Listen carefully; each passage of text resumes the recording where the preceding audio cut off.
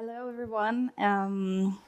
I hope you're still awake, and I'll keep you up on your toes with a totally different topic. But thank you, Martin. Actually, we have so many touch points in terms of patient centricity, actually, and why the patient needs to be in the focus. So let me see if I can bring you into that very niche topic of the German healthcare market, which is the rehab clinics. So quality competition in the digital age, transparency and public reporting as key to patient-centered healthcare is the topic. First of all, let me ask you one question. How many of you would trust a restaurant with 0 customer reviews? So all of you probably like to go out for dining and you check the internet. So if you find a restaurant that has no reviews, you're gonna go there? You're gonna go to test it out and give the first review? This way. I don't trust, but we'll check nearby if it's worth to spend. Ooh. Yep. Yep. And based on this psycho needs, I'm more like an exploratory person, so Okay. my wife would say no. Okay. But that's a perfect point of view here, because let me ask you then, if that would be a healthcare experience, would you dare to go somewhere where the only thing you risk would be a bad meal, maybe? No, right? So we kind of rely on information and reviews of others, or in a world where we can pretty much get everything on the internet. You Google everything, right? I see you having your phones in between. You Google what train to take home after this event. You Google where to go next. You Google if you find a hotel for the night, what flight is next, what airline, everything. Everything is on the internet, and it's pretty much rated. But for the healthcare system, we have many approaches to do so. But my strong belief also is that just a review only is not trustworthy. So how can we actually do quality rating and ranking? And this is a global thing, but the only thing I can show you today is a little bit of what we do in terms of quality management and rating in the rehab system. So for everyone who is from abroad, I just allow me to present a few things and details about the rehab sector in Germany. Everything who is the pro in Germany, just you have a minute or so to just not listen. So basically, Germany has a very well-established rehab sector. There are about 1,200 rehabilitation facilities, plus the outpatient part of it, which is a huge market. And other than in other countries, it is not only physical therapy, or I got questions yesterday a lot about if that would be for addiction or anything like that. In Germany, it runs for several conditions like orthopedics, psychosomatic, oncological rehab, all of these. And it's mainly funded by the health insurance and, important, by the pension system, because the goal of rehabilitation is to restore physical, mental and social functioning. And also, looking at the pension funds, it's to keep people working, actually. This is why they pay for it, to keep people in the job.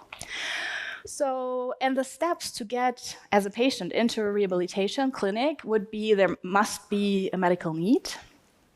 There has to be an application process for it. Then you get an approval by your health insurance company or by the pension fund. And then you get the admission for the rehabilitation. And that could be long-term in advance, up to 6 months, or it could be right after a hospital stay. What most people do not know is that you have the choice for a rehab clinic. It's in German, we call it Wunsch- und Wahlrecht, which is a term, I don't know even how to explain that, but actually you have the choice to find the right rehabilitation clinic for you.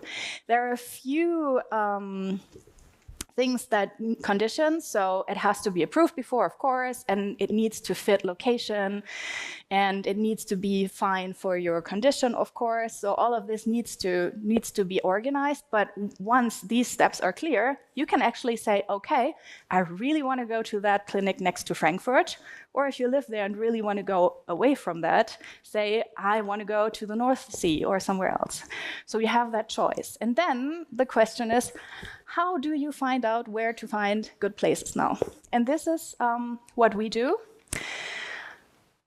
with das Rehaportal. This is where I'm working. I'm the CEO of the company. The company is called Qualitätskliniken.de, and we have a long history of 14 years now. And we started in the hospital sector. So a few of you might know the platform from a longer time ago, whoever is around in the system for a while. At a certain point, we focused on rehabilitation and figured, and thank you again for the speech before, we need a platform that is easy to understand for patients. So the user interface is actually something that is very important.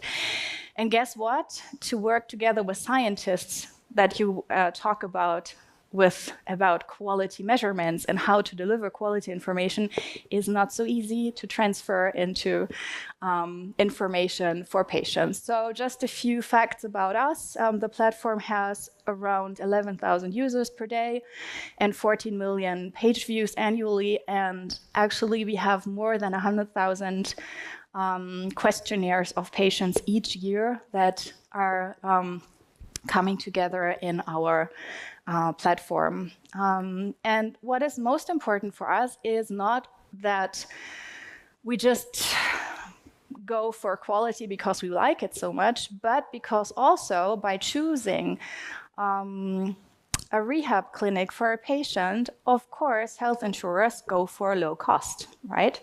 So our strong belief is also that there needs to be a shift of focus, quality over price.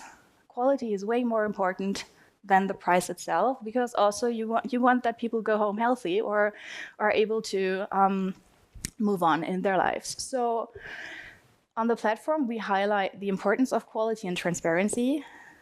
And it is also scientifically known that if you publish quality information and put it into competition, it elevates the quality level over time, because everyone wants to move up in the ranking. So everyone works harder to get there. And so with time, the quality level elevates. And then after a while, you can actually go and make the quality measurement system a little bit different. This slide, it's just like a basic platform where you can put in what kind of condition you have. We have an ICD catalog behind that, where actually all the rehab clinics that are involved with us put their ICD catalog of the last year behind, so that we can actually fit the patient needs with a clinic. And then they get an overview of rehab clinics to fit their needs, and we rank them by quality.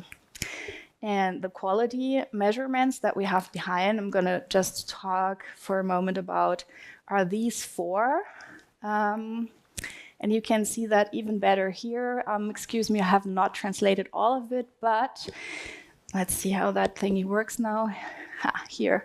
The four quality dimensions are quality of treatment, patient safety, patient satisfaction, and it translates mostly to process management. So we think that we need a multidimensional approach of quality measurement, and not only what was very popular a couple of years ago in the hospital sector, where we went for mortality rates. So we need a bigger approach. But remember, I said patient centricity is the most important thing for us. And so moving on with the quality measurement, we think focusing even more on what the patient experience is, and how they like their experience and what they subjectively think about their healing process is what the next steps are. So probably you're all familiar with the concept of value-based healthcare. So that is a concept that focuses on health outcomes, and where you actually put the patient in the center of the focus and what you want to know from them. And in the end of the process, they focus on making it understandable for patients as well, because they're part of the process. The value-based healthcare concept is developed at Harvard. Michael Porter, 20 years ago, I think a few of you will know that concept. And there is the ICHM, International Consortium for Health Outcomes Measurement. And this is really a great institution because they constantly work on publishing questionnaire sets on different conditions. And as today, they developed 45 set of patient-centered outcome measures that you are free to use.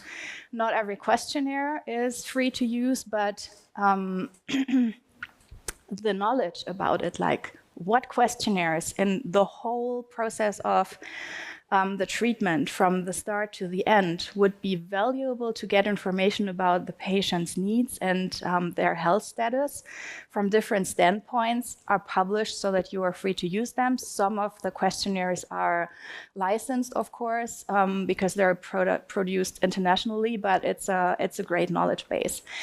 And for us, we went with the same idea and we said, okay, let's look what is internationally published in terms of what questionnaire could be beneficial for the treatments in the rehab center. And interestingly enough, also the Government Commission just proposes that value-based healthcare is a guiding principle just last year, and that patient-reported outcome measurement systems should be evaluated in all healthcare sectors, and the results also should be published. So that is a strong direction we're going, and everyone who works in the field is kind of happy about that we're finally having that backup from a political standpoint as well. So what we did since 2018 is we put several pilot studies to see if the questionnaires and the setting works for the rehabilitation sector. So to understand, again, it's important that the questionnaires and the settings that ICHM came up with are from the hospital sector. So first of all, you need to go and put it in a rehab sector and try out if the whole setting and the questionnaires work. Then secondly, you have to actually figure out if they measure what you want to measure, right? So you have to see if you have different outcome levels between the rehab clinics. And then on top of that, we needed to first validate if the instruments are good enough to be published on a website, and then how to put them into actually a score that can be put to our measurement system. All the pilot studies were successful. The only part that was a little bit harder was the neurology. We're probably going to do the neurology study again, but for orthopedics, for oncology, for psychosomatic, it worked perfectly. And we were actually able to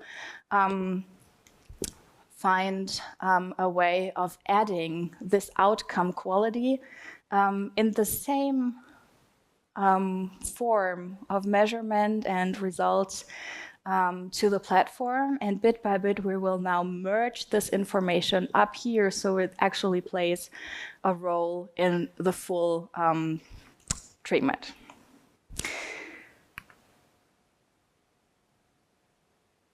With a little bit of patience, we can also soon publish the results of one of the biggest studies in orthopedic. We just finished a study with 130 rehab clinics taking part, and we retrieved 20,000 cases here to actually measure the outcome for hip replacement, knee replacement, and chronic back pain. And after I heard all of you talk so much about digitalization, I would just share just briefly what are the main challenges actually, because you remember, or not, this ICHM referral here. And it's so interesting because for psychosomatic there are certain sets that are referred that evaluate the specific and broad quality of life of patients. And we use those questionnaires in our studies and put them on the platform. And on here, on that little screen, I just figured that if you all look into your Apple device and go to Health, you will find questionnaires that measure the exact same things. Same questionnaires, the same questions, exactly like ICHM proposed them. So what if not only we would tell our rehab clinics now to take the questionnaires, retrieve the data, put them at the platform, and then put it all together on the platform? What if in the next step, the results are part of the therapeutical setting, and actually the doctor and the patient would, at the beginning of the rehab, at the end of the rehab, and in between, talk about them and then shape the treatment to what the patient's needs are.